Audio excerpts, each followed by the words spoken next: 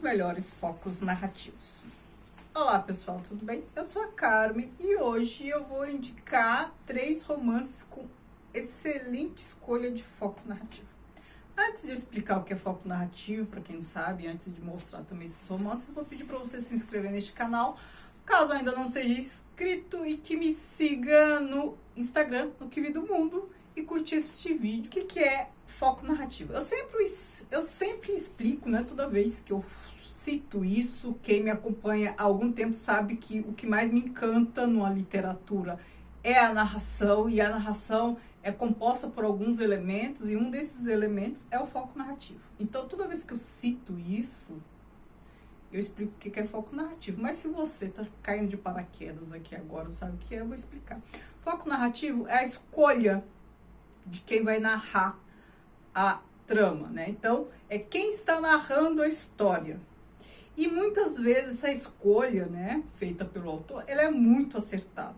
Muitas vezes o romance só é bom por conta do foco narrativo, ou muitas vezes o romance é o que é por conta do foco narrativo. Se houvesse um outro foco narrativo, a história seria totalmente diferente.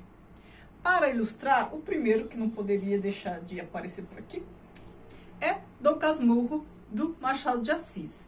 Se aqui não fosse o Bentinho, a criatura, a narrar a história, pense, a gente teria um romance totalmente diferente. Se o romance fosse narrado pela Capitu, não haveria essa dúvida da traição.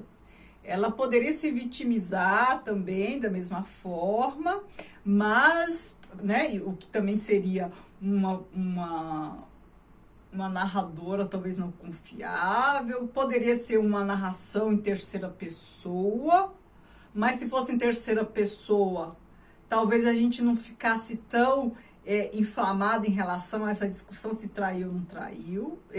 Quem me conhece já sabe que para mim pouco importa se ela traiu ou não traiu. Esse livro é um duplo perfeito, né? Ela pode tanto ter traído quanto não ter traído, né? A gente tem elementos aqui que comprovam essas duas teorias, traiu ou não traiu, então isso não importa, né? A grandiosidade da obra está em apresentar essa dúvida, elementos que comprovam um lado ou outro da história, enfim, né? Então percebam que o Bentinho, esse narrador que acha que foi traído, ele vai ali fazendo todo aquele discurso de vítima, vai apresentando elementos assim que faz com que a gente fique do lado dele, mas ao mesmo tempo a gente percebe que há outros elementos, e a gente percebe o Machado de Assis. É como se a gente percebesse o Bentinho e o Machado de Assis ali.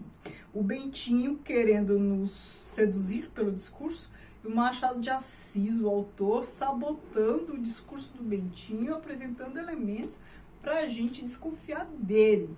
Não necessariamente para a gente discordar dele, porque muita gente acredita que a Capitu traiu, mas para a gente perceber que o Bentinho pode estar se vitimizando e pode estar enganado e tentando nos enganar, porque ele próprio está enganado, ele acredita que foi traído, né?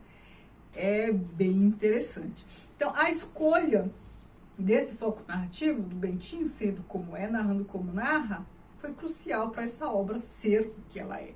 Se fosse outro foco narrativo, repito, seria uma história totalmente diferente. Um outro livro com foco narrativo muito interessante, mas bem diferente deste aqui, do Bentinho, né, do Dom Casmurro, que tem uma narração em primeira pessoa, né, o Bentinho narrando a história, por isso causa tudo isso que eu falei.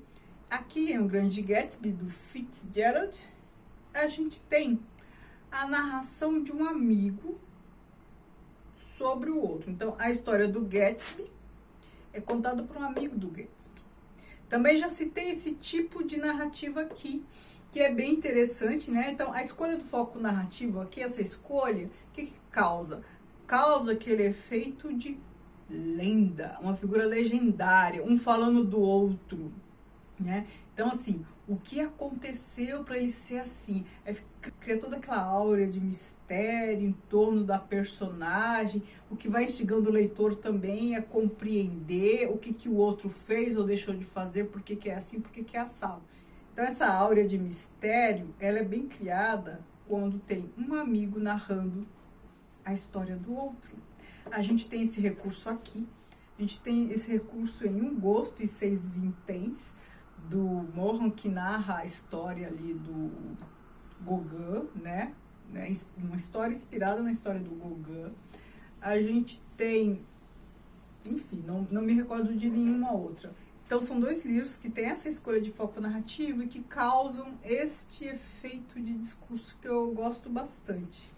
Aqui, o Gatsby, apaixonado pela Daisy, que gastou granas, moveu mundos e fundos para seduzi-la, tal. Então, é um tom de biografia, né? Um amigo contando a história do outro, vida e morte do outro, né? Causa aquele clima de mistério. É uma boa escolha para causar este efeito de discurso, né? Uma boa escolha de foco narrativo para causar este efeito de discurso. Costuma dar muito certo. E um outro livro que eu tenho aqui no Kindle, que eu li e gostei bastante, achei muito divertido, é O Enclausurado, do Ian McEwan, que é um autor contemporâneo inglês que eu gosto bastante. O que a gente tem aqui? A gente tem um foco narrativo muito peculiar, inverossímil, improvável, por isso que também é muito divertido, que é o bebê, né? O feto, não é o bebê já nascido, não, é o feto narrando a história. A gente tem aqui uma história inspirada em Hamlet, o Rei Leão também é inspirado em Hamlet, que é a história de um filho que percebe que o tio matou o pai para usurpar o poder dele, né, para ficar lá no lugar. E aí usurpa o poder e ainda fica com a mãe, né? Normalmente é isso, né? Para ficar com o lugar tem que, né, tem que casar, no caso do Rei Leão e do Hamlet, né, para virar rei tem que casar ali com a rainha. Aqui no caso, não há que se falar em reinado, aristocracia, nada disso, mas aqui é um casal que se separa e o bebê, né, que tá ali ouvindo tudo, presenciando, bebê não, feto tá ali presenciando tudo, percebe, né, pelos encontros da mãe com um tio ali dele.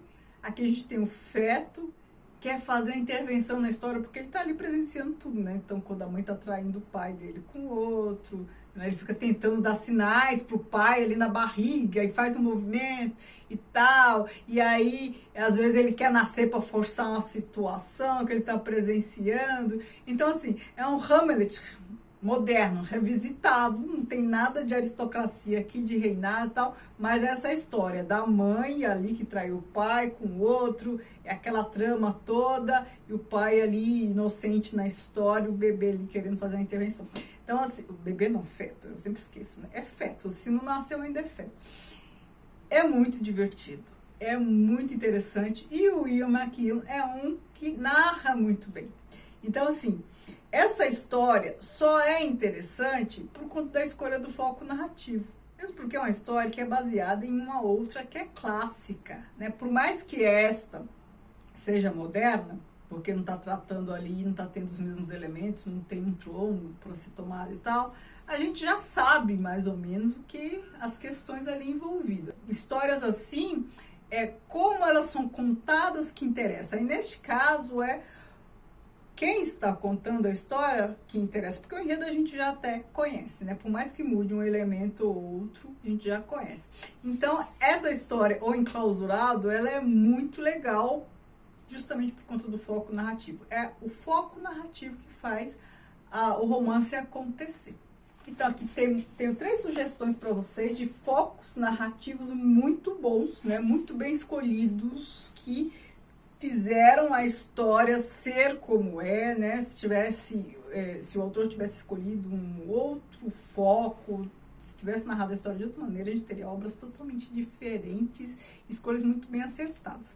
Me digam o que vocês têm para me sugerir de boas escolhas de foco narrativo, né? É diferente de uma obra bem narrada. Uma obra bem narrada, né? E eu tenho aqui a série As Melhores Narrativas, não importa muito bem quem está narrando, sim como a história é bem narrada, não é quem está narrando. Aqui é diferente.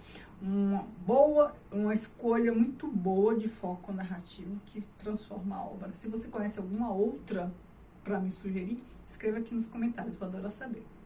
Muito obrigada, beijos e